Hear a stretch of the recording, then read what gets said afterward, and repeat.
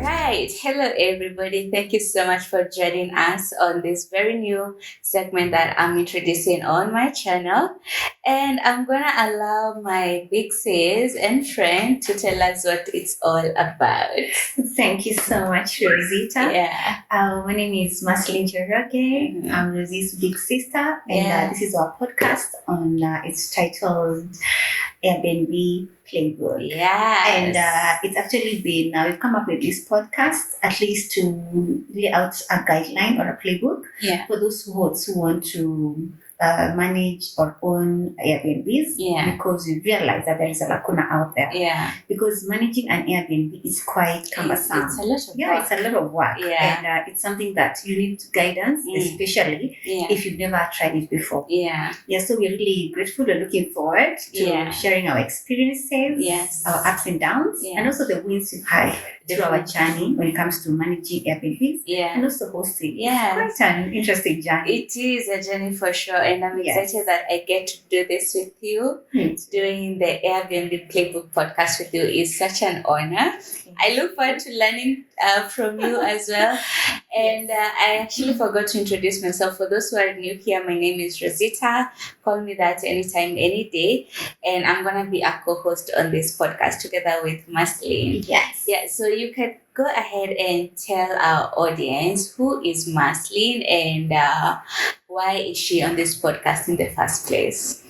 Okay, so Maslin, first and foremost, is a God-fearing girl. Yes. I really love God. You do. Trust me, yes, You because it do. is by God's grace that we see each new day. Yeah. And also it's by God's grace, because you see, when handling or when hosting people, it's Yeah. not an easy task. It's not. It's quite cumbersome. It is. Because people come with different tastes, Yeah. different backgrounds. Yeah. So for you to actually satisfy their demands, it can be quite something. It is a lot So of work. unless without grace, trust me, to be very difficult. Because Yeah. Airbnb is more than hosting. Yeah. This is hospitality industry. It's a service you're giving out It there.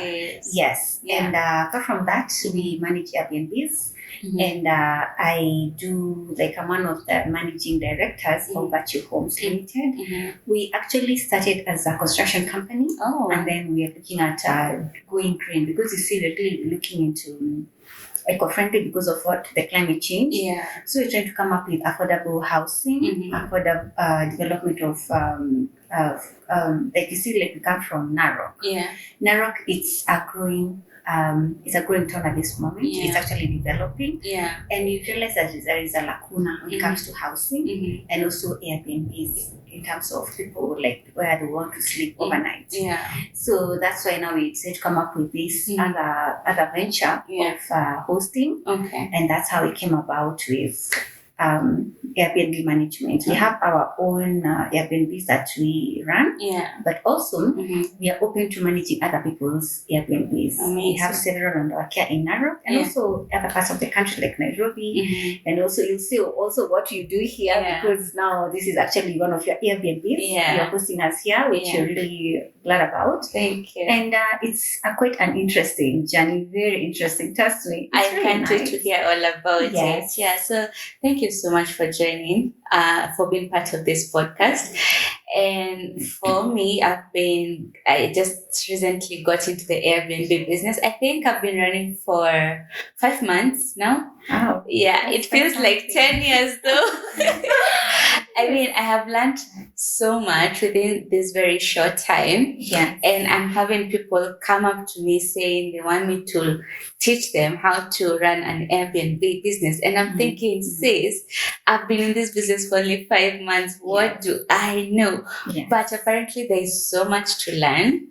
And I'm going to be so excited to be sharing with our audience Yes. about the whole journey. Wow, Yeah. Quite interesting. Yeah, so there's something you said about Virtue Homes and you've been managing Airbnbs. Mhm. You could tell us how many units do you have in Narok?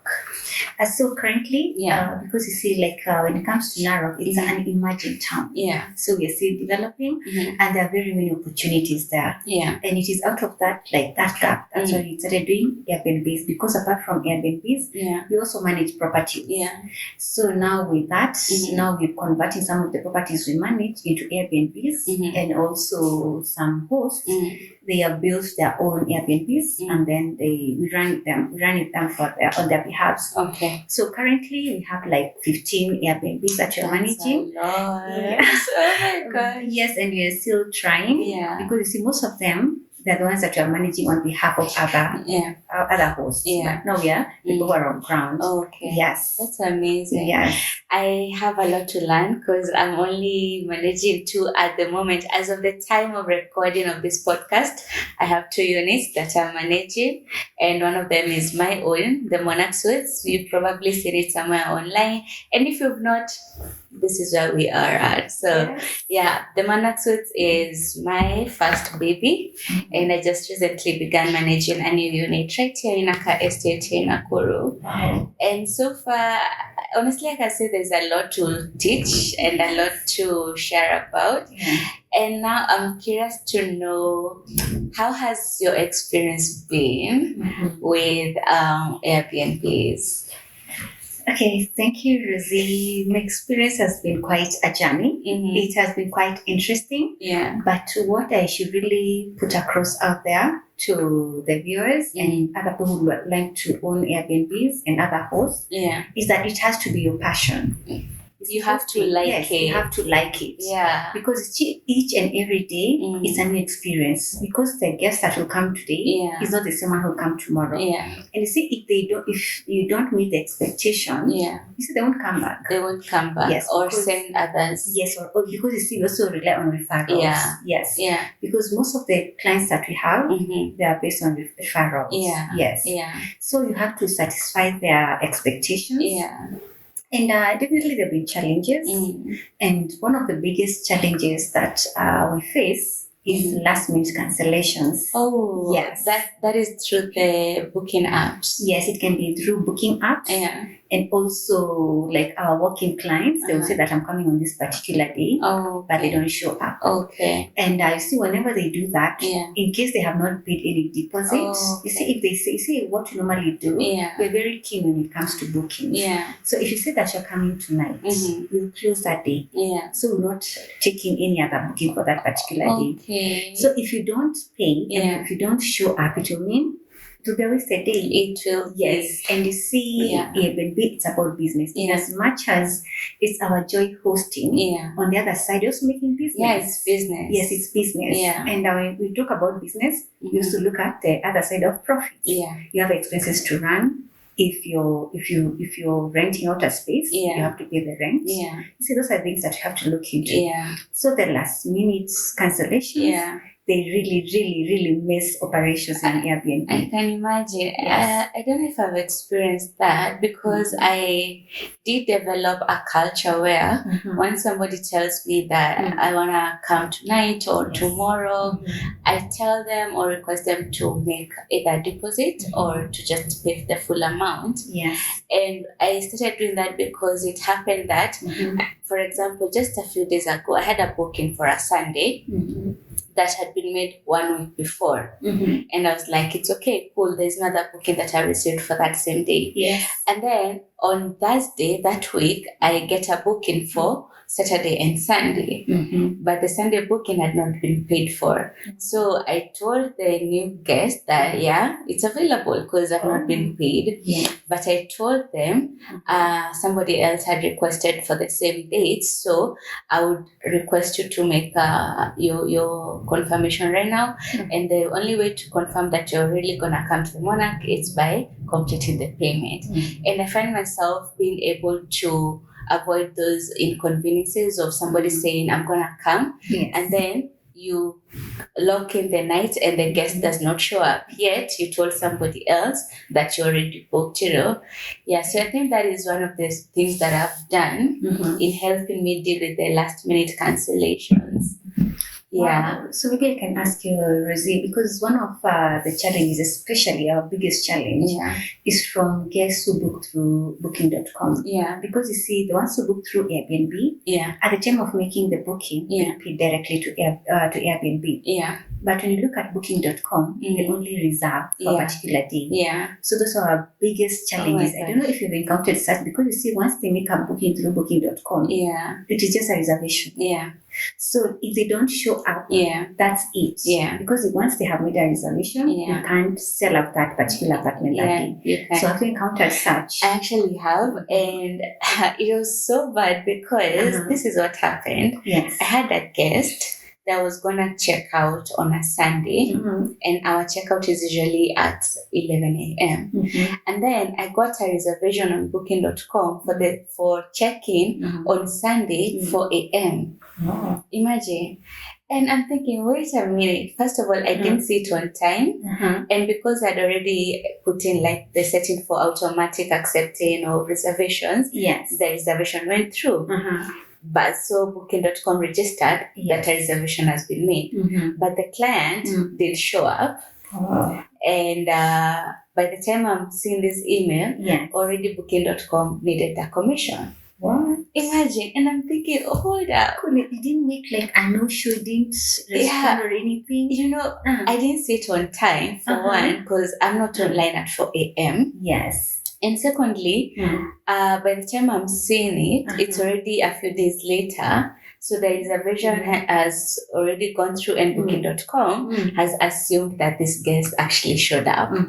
But they didn't show up. They couldn't have showed up either. And so I had to pay, was it like, I paid, I think $6 commission. What? Oh my God. For a guest who never showed up. For a guest who never showed up. It broke my heart. Oh my gosh, it broke my heart. So those are the challenges we face. Yes. That was so devastating because I'm thinking I want to continue getting reservations on the apps. So I cannot tell myself that I'm not gonna pay the commission. Yes. So I just had to dig deeper into my pocket and sort out that expense that really hurt. Yeah, I can imagine. Yeah. I can imagine how that can hurt. I had to turn off the instant bookings. Wow. Yeah.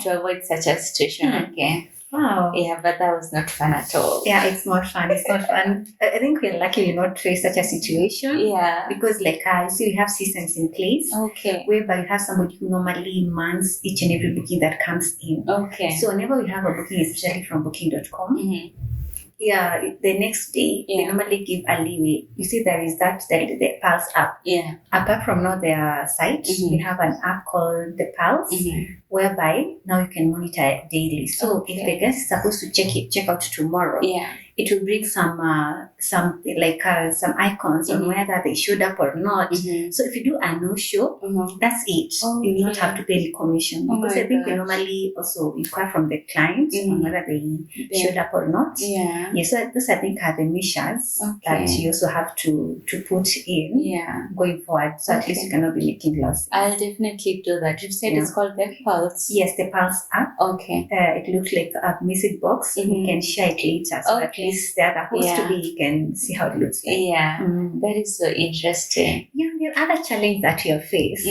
are those guests, the guests who normally take off with stuff from the Airbnb. Oh my God. No, I've not.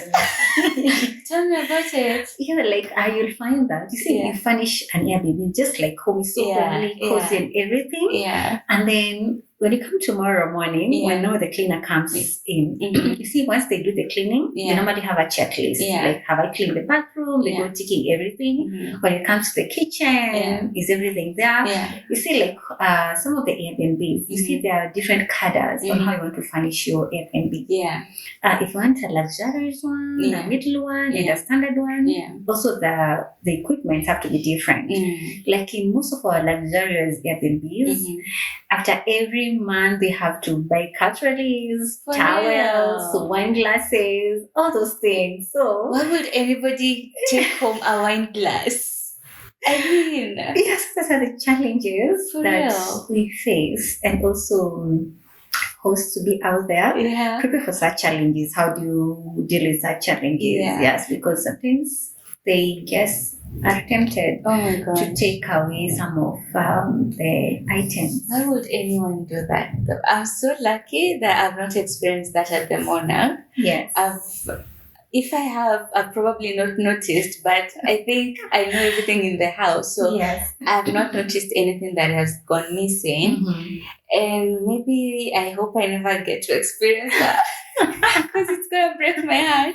Yeah, but I've not experienced that. So basically, at the end of the month, Yes. you have to have like an expense for replacing every item that has been taken from the house. Yes, you have to. You have to, because you see, when your clients are checking out, Yeah. you can go perusing through their bag. Let me see Yeah. what you've carried. No, you Yeah. can't do that. Yeah. So at least at the end of the month, Mhm. when you're doing your expenses, Mhm. leave a portion for replacement. Oh my. Yes. Oh my god. And we normally say, when life gives you lemon, make Yeah. lemonade of it. Yeah. So we normally say, Yeah. oh, at least they loved our. They love your stuff. Yes, they love our stuff. That's why they wanted to take them home. So at least whenever they put them in their home, they say, oh, we remove this from They're going to remember us forever. Yes. And so we normally say, come again and take whatever you want. Oh as my long as gosh. you just take minimal. But Oh we my really try to discourage that. Yeah. Because it's some sort of a setback. It is. But it's something also you can't avoid. Yeah. Yes. Do you think it's I've seen some hosts Mhm. talk about how they have like a damage fee Mm-hmm. that is added on top of the fee that the guest is gonna pay for the house. So Mm-hmm. in case anything has gone missing, they're gonna use the damage fee Mm-hmm. that the guest has already paid for Mm-hmm. to replace whatever is missing or broken. Mm-hmm. And if everything is okay, they're gonna refund it back to the guest. Do you think that is something that can work for Kenyan hosts? I've seen that in America, but I don't know if will Kenyans do that really. I really don't know, because I've never come across a Kenyan host that does that. Yeah. And because you see, when it comes to Airbnb, it's Yeah. quite a competitive market. It is. Yes, because now let's say you're charging, let's say let's say just a minimum of 1,000. Yeah. So and then you see that a damage fee of 500 Kenya shillings. Yeah. So you see, Mhm. I guess you'll say like, okay, why Mhm. should I go to somewhere Yeah. where they're charging me an extra fee, Yeah. as opposed to going to another place where I can just pay 1,000 and that's it. So I think when you're setting the fee, like the daily rate, Yeah. I think you should also Just incorporate incorporate it inside. like the loss that might come up. Yeah. Because you see, at the end of the day, Yeah. one guest might damage, the other one will not. Yeah. So you should look at the risk, how you're managing the risks. Okay. Yes, and again, at the end of the day, we always pray to God that He gives us good guests who Yeah. also take care of your property, Yeah. just as they would like to take care of their own. Yeah. Yeah. That is so interesting. Yes. But I would really like to do like a survey and Yes. find out, because I think if I'm going to, let's say here in Nakuru, I'm going to like Sarova, and they say that a room is like maybe 5K, Yes. and there's a damage fee of 6K, Yes. which of 1,000, Yes. which will be refunded if everything is confirmed to be okay. Yes. Honestly, I don't think I would mind paying that, because at the end of the day, I'm gonna have the experience that I want. Yes. And if it's gonna be refunded, I think it's okay. Yes, it's okay, but on the other side, Yeah. you see, all of us are different. Yeah. Because you see, now if I'm to pay 500 extra as damage fee, Yeah. I'll be like, why? They Yeah. don't trust me. Like, what kind of host that But is? that's like, the you see, point. We that's don't the trust point. you. So I think that is also a challenge. Yeah, I think it that's is. something that we might try. Yeah. And maybe in some episodes to come, Yeah. we'll give a feedback on how it went. If it worked or not. If it worked or not. Yeah. But it can be quite something. It can be. Because it will actually minimize Yeah. theft in the Airbnb. Sindio. Yes, and also people really take charge of the property. Yeah. But what I really like about Booking.com, Mm-hmm. you see, once a guest checks out, Mhm. they normally ask, Mm-hmm. how's the conduct like? Okay. Was there any damage to the property? So Something of the that host sort. can rate the guest. Yes, Oh, yes, yeah, it that does. helps. Even Airbnb the same. Yeah. So if the referral has come through those online platforms, Mhm. I think your property is more secure, because you Yeah. see, when you register with them, Yeah. they can always go after the guest. Okay. Yes. And then on the other side, you Yeah. can also insure your property, Yeah. insure the Yeah. Airbnb, Yeah. so that if somebody takes something from it, Yeah. the insurance will have to pay you back. Okay. Yes. We are gonna find out more about how to insure your Airbnb. Yes. And yeah, that is going to be interesting. And Very interesting. I very did have an interesting. experience of Mm. coming across damaged items. Wow, here at your Airbnb. Yeah. What happened? What's the story? So it was crazy. What? So what happened? Mm. I hosted my friend who told me he was gonna come over with 8 of his friends. They were gonna have like a night over rehearsal for an event they were working on. But later on, 3 of them were gonna chat so that 5 of them would spend at the Monarch. Yeah.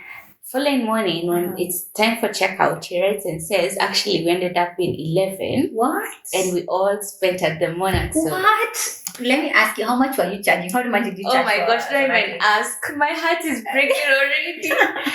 I charged them. You know, the 2-bedroom house is 5K. Yes. So I charged them 5K because I knew 5 of them are going to spend. Yes. How 5 moved to 11 is a mystery till date.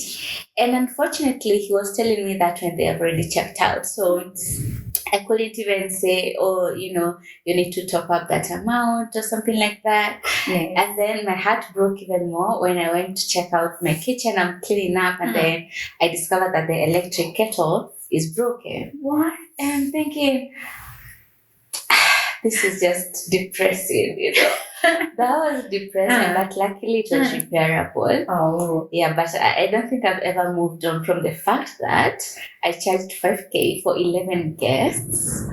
I've never recovered from that, but yeah. Yeah, but Rozitta, on the bright side, look at this. 11 people at the Monarch. Yeah. It's a luxurious, beautifully furnished 2-bedroom apartment. Yeah. And you can imagine everything was intact apart from the kettle. 11 people. Yeah. Imagine the kind of damage that would have occurred at the Monarch. Makes sense. Your towels, they are very clean. Yeah. They would have gone. Yeah. Like also the beddings, you have very nice linen. Yeah. Yeah. So and then you also have very nice art. The art was still there. So on the bright side, okay, so your point. Yeah, it was something nice. And it also means they really enjoyed the Monarch. They really enjoyed the Monarch. But next time, put measures to ensure that next time there'll be 20. Oh my gosh, don't even say that. But that was something, honestly, that definitely went down in history, the history of the Monarch Suites, you know. And yeah, ever since then, I've been trying to let my guests know that I only host a maximum of 5. Yes. And 5, I mean for adults, 1 child. Okay. Maximum. And if there's any other extra person that's gonna be there, whether they're gonna spend or not, there's a fee for that, you know. Okay. Because at the end of the day, they're gonna use water, you know, they're gonna use stuff in the house, utilities. So it's gonna be an expense if I don't incorporate it inside the fee, you know. Yeah, but since then I've not encountered such a thing. Oh, yeah, that's good. That's really good. Yeah. Then the other challenge that we normally face is taxes. You have to pay taxes. Tell us about that. Yes, that one is at least 2% of your gross. Yeah. Whatever you make per month. You have to pay 2% of it. Yeah. And that is according to the Tourism Act. Failure to that, you'll be given a penalty. And the same should be filed by 10th of each month. So, in as much as you're hosting, also ensure that you align yourself with the laws of the land.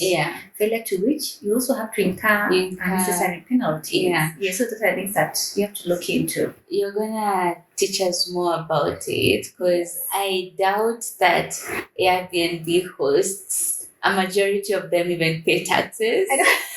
Honestly, I think very few do that. Yes. Maybe the ones that have like a whole complex of apartments. Yes. But those who have like 1 or 2 units, I doubt they do that. So you're gonna tell us more about it on a later episode. On a later episode, you can talk about also the licensing and all that. Yes. That's amazing. Yes, that's really amazing. Another challenge I think I've experienced is pricing. Yes, pricing. How do you manage? How do you do that? Oh my gosh, you know, when I was starting the business, I was advised that whatever happens, I should never allow any night to go unoccupied. That means if my one bedroom house goes for 3,500, Yes. and at 10 p.m. I get a client who wants to pay 1,500, I'd rather take the 1,500 than not get a guest at all for that night. And I used to do that a lot. Yes. But in the end, I found out it was not making any profit for me. Because yes, the guest has paid the amount they wanted, but the only money that has come in has hardly paid the expenses that I need to take care of, you know. Yes. So now transitioning from that mindset of I have to have a guest every night to I'm just gonna have guests that meets the rate that I've set has been a challenge because sometimes you think about the rent, I have electrical bills, water bills, teas, cleaning, you know. And so getting a client and just saying, you know what, my rate is this and I'm sorry, but I can't compromise. I don't know how to go about that because again, there's a standard we are setting here. And I don't want to host somebody who's gonna get more value than the amount of money they have paid for, you know. I understand. So I really don't know how to deal with that. I don't know if that's something you've experienced. Do you do the same kind of thing, accepting guests like regardless of the rate? Remember when we were starting, we said about the different cadres of Airbnbs, the luxurious ones, the middle ones, and the standard ones. So for the luxurious ones, the most minimum we can go to is 500 because you remember the expenses, even the way it has been furnished, at the end of the day, especially for those who are managing Airbnbs on behalf of the others, you see, they will tell you at the end of the day, this is the amount I want. So if you go below that amount, they'll ask you what business are we doing. So like at least for us we have a variety. So maybe if you say I want one, if you say okay, we're charging that 500, they say, oh, why don't you give me 2,000? It's okay, fine. We have, but this is for a different 2,000, a different unit. Okay. Yes, because what we realize from hosting, you don't undervalue your property. Yes, because if somebody wants good things, they will pay. Hata kama ni 5,000, they will pay. True. Yes, the lowest maybe they can bargain to 500, but below 500 you can go below that. Because remember, number one, the cleaner will have to come there, clean the property, the utilities, and then there is a laundry. Like you see, for us, we don't do hand washing. We do the machine wash. So you see, and again, so if you saw the room for undervalue, so it won't really bring value for that property. That is so true. I've really undervalued the Monarch Suites for the longest time. That is so beautiful. I know, but because of that mentality of I'd rather have a guest than not have a guest, I ended up even giving out the house for like 1,500, 1,800. Are you serious? I'm not even kidding you. I'm not kidding. I used to do that for so long, and right now when a guest comes and I tell them, actually, we are moving to 4,000 a night, and it's not negotiable. Now that transition is just difficult for me. But now because I have 2 units, when a client says, you know what, my budget is 2,000, I'm like, oh, you know what, I have the perfect house that is gonna fit your budget. So maybe in the end, having more than 1 unit really helps curb some of such challenges. You know? Yes, it does, because it will give the clients an option. Yes, an option, because at least now they can choose. Yes, because maybe if you have a budget of 2,000 and the one that is available is going for maybe for 4,000, and then you say, oh, we have an option here, 2,000. As long as the space is beautiful, it's clean. They will always take it. That's from experience. That's what I'm saying. Okay. Yes. Oh my gosh. But that is going to be something we delve more into when it comes to pricing and the target market. And also the seasons. That's something else we have to talk about. The seasons. Oh my gosh. Even the seasons. I feel like May has just been that season for me because, my Lord, why are you people? Nalala wapi? watakuja sasa. Watakuja. Watakuja. But good thing is I'm getting calls for June, July. So it's sort of picking up. Yes. So how to deal with seasons, low seasons, high seasons. Pricing for both seasons is crucial apparently. Yes, it's very crucial. So that's going to be something that we delve in more. Yes. And I look forward to just exploring. Me too. It's really been fun. Yeah, it's been fun. It's been fun. Yeah, so thank you so much for joining us on today's episode. Yes. This was introduction of the Airbnb Playbook. We look forward to having you join us so that you can learn, receive a guideline, and let us know if there are any specific questions that you might have. And we'll be very happy to address each one of them on different episodes. So that is it. I was your host, Rozitta, and your co-host, Maslin. Yeah. And I'm really looking forward to seeing the coming episodes because we have so much in store. So much. We can't wait to share our journey with you. Thank you so much. Thank you. All right. Bye. Bye.